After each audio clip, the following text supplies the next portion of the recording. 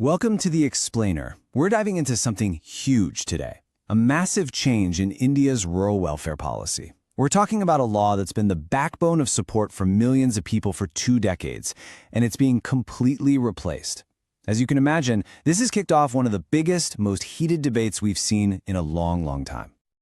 All right, let's get right into it. I mean, look at these words. This wasn't some quiet discussion behind closed doors. Nope. These are the kinds of things that were being shouted in Parliament. The government didn't just decide to replace a landmark law, they also removed Mahatma Gandhi's name from it. And that? Well, that has absolutely ignited a political firestorm. This isn't just about policy anymore. It's become a full-blown ideological battle. So, let's put this in perspective. For 2 decades, a program called the Mahatma Gandhi National Rural Employment Guarantee Act, you probably know it as MGNREGA, has been the biggest public works program on the planet. I mean, the biggest. It's been an absolutely critical safety net, especially when things got tough. But now, in December 2025, that whole era is about to end. And to be clear, this isn't some small adjustment. We're talking about a complete teardown and rebuild of how India supports its entire rural population. And the thing that's making all this happen? It's a new bill with a very, very long name. The Viksit Bharat-Guarantee for Rozgar and Ajeevika Mission Gramin Bill. Yeah, it's a mouthful. Let's just call it VBGRAMG for short. It was introduced by Union Minister Shivraj Singh Chauhan, and the government's line is that this is all about modernizing, about redefining rural employment for the 21st century to fit into their bigger vision of a developed India by 2047. Okay, so to really get our heads around what this massive change means, we're going to break it down.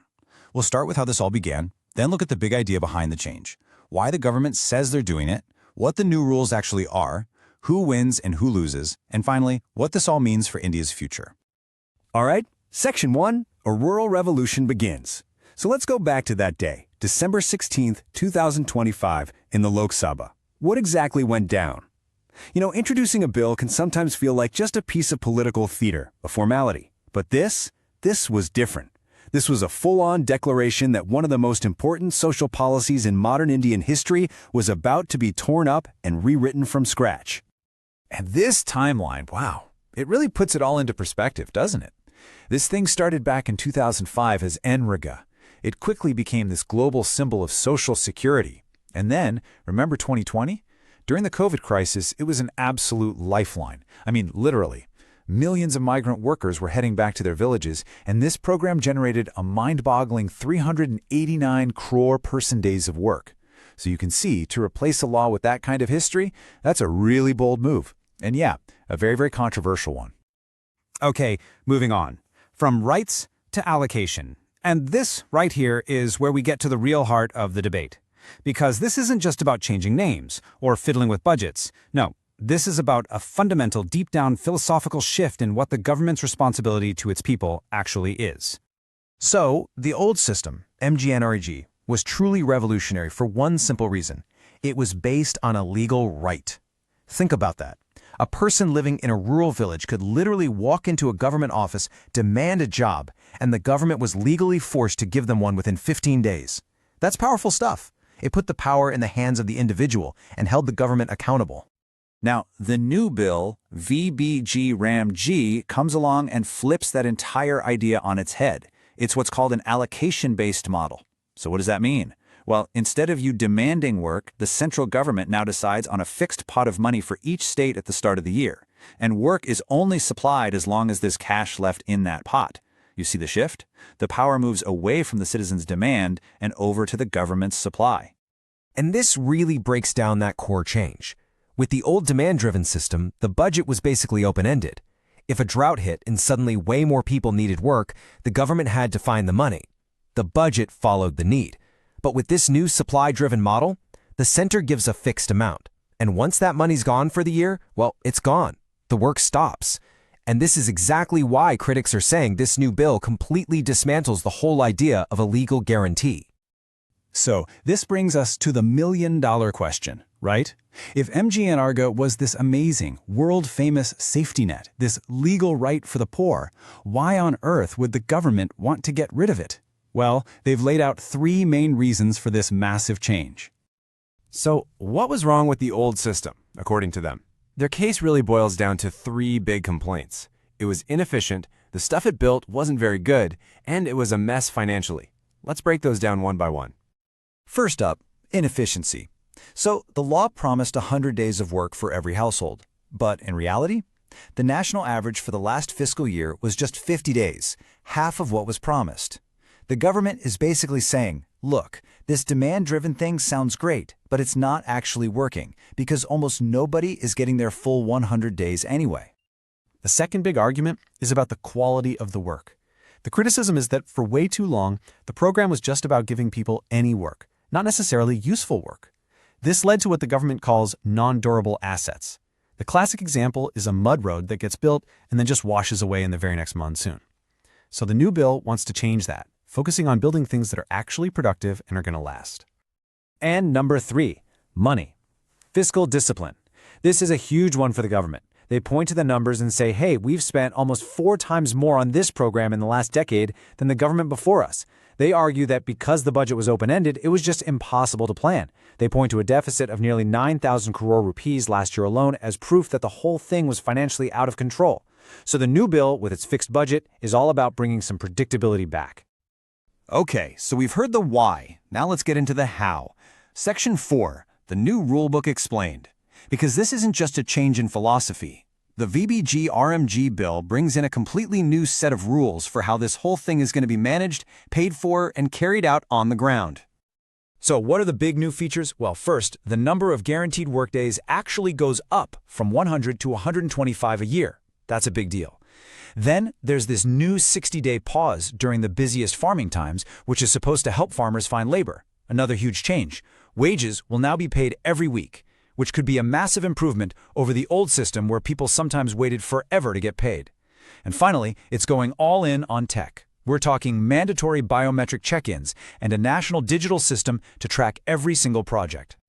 But here's maybe the biggest change of all, the funding. This is absolutely critical. In the old days, the central government in Delhi paid for 100% of the wages. Simple.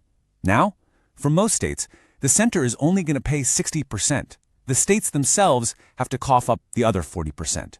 This is a gigantic shift of financial responsibility. Now, there is an important exception here. For the Himalayan and northeastern states, places with fewer resources of their own, the deal is different. For them, the center will still pay 90% and the state only has to find 10%. So there is an attempt to protect the more vulnerable regions from this big financial change.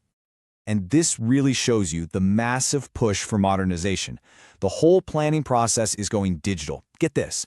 Local village councils, the Gram Panchayats, will now use satellite mapping and even AI tools to plan their projects.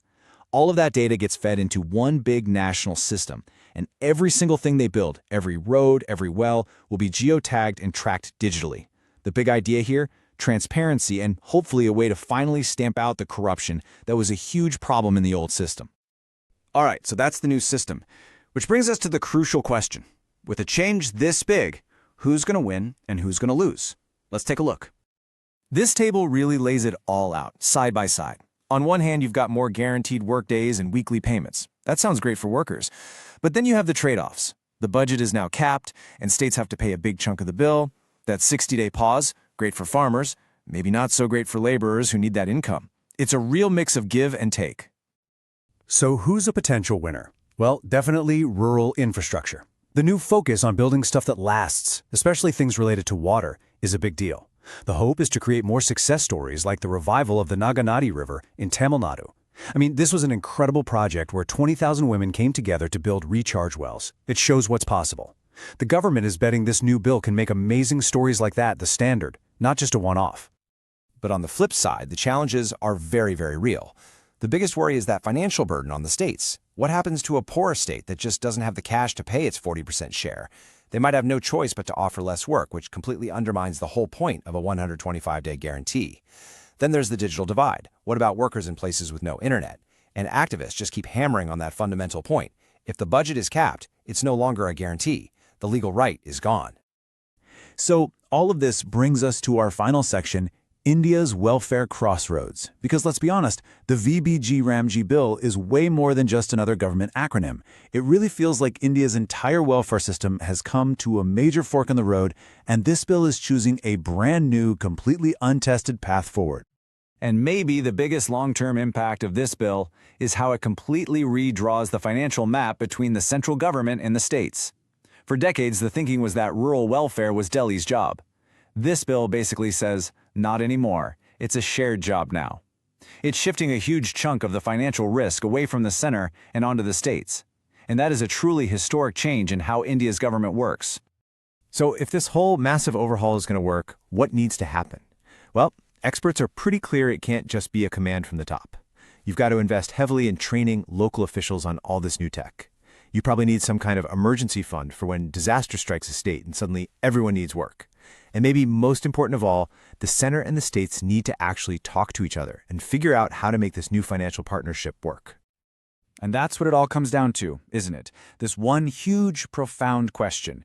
Is this a necessary, even brave step to modernize India's welfare system? A way to build a stronger rural India with better infrastructure and sound finances? Or is it a massive gamble that rips away a legal safety net and puts an impossible financial strain on the states, potentially risking the livelihoods of millions of people? Which way it goes, well, that's a story that's going to unfold in the months and years ahead. And you can bet we'll be watching. If you want to go even deeper on this, head over to our website. We've got detailed notes, a really cool explainer comic, and a mind map to help you revise everything we talked about. The link for all of that is right there in the description.